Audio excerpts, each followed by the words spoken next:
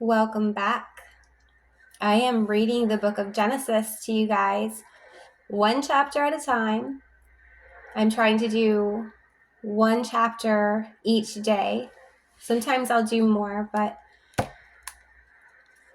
the goal is to just keep going. And I hope you guys can join me. This is Genesis chapter 2. Hold on. Thus the heaven and the earth were completed in all their vast array. By the seventh day, God had finished the work he had been doing. So on the seventh day, he rested from all of his work. Then God blessed the seventh day and made it holy, because on it he rested from all the work of creating that he had done. This is the account of the heavens and the earth that when they were created, when the Lord God made the earth and the heavens. Now no shrub had yet appeared on the earth, and no plant had yet sprung up from the Lord God. For the Lord God had not sent rain on the earth, and there was no one to work the ground. But streams came up from the earth and watered the whole surface of the ground. Then the Lord God formed a man from the dust of the ground and breathed into his nostrils and breathed the breath of life, and the man became a living being. Now the Lord God had planted a garden in the east in Eden, and there he put the man he had formed. The Lord God made all kinds of trees grow. The Lord God had made all kinds of trees grow out of the ground, trees that were pleasing to the eye and good for food. In the middle of the garden were the tree of life and the tree of knowledge of good and evil. So 2 trees. A river watering the garden flowed from Eden. From there, it was separated into 4 headwaters. The name of the first is the Pishon.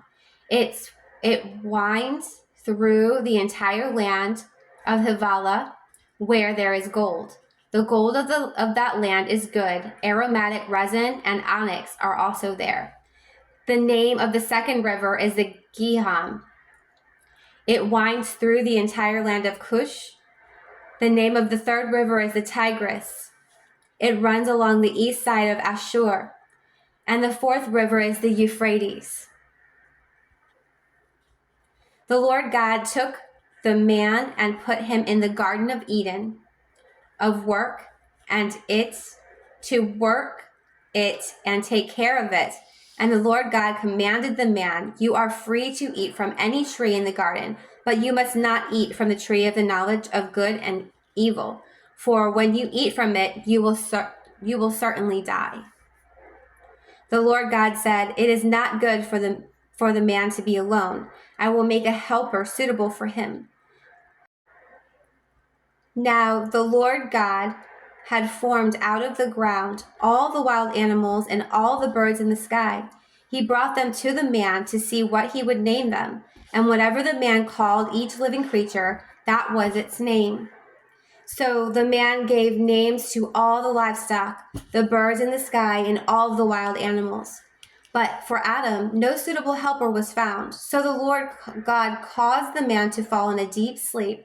And while he was sleeping, he took one of the man's ribs and then closed up the place with flesh. Then the Lord God made a woman from that rib he had taken out of the man, and he brought her to the man. The man said, "This is now bone of my bones and flesh of my flesh. She shall be called woman, for she was taken out of man. That is why a man leaves his father and mother and is united to his wife, and they become one flesh." Adam and his wife were both naked, and they felt no shame. So in chapter 2, we have a rather vivid account of the creation of man and woman.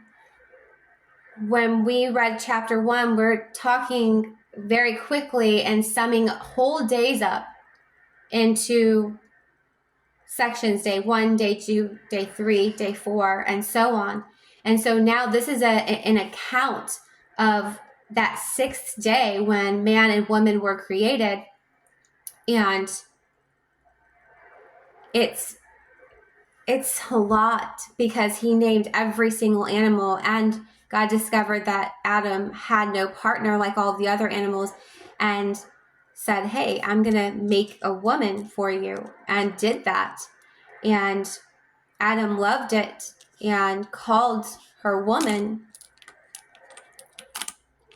And I believe this is our first hint of the concept of time being askewed between God and his creation and man, and what our day is. Like, there's no way that in a 24-hour day that we know it, that we would be able to be created, name every single animal that God created in the sky, the sea, and on the land, and then also be put to sleep, have a rib removed, and a woman be made from it.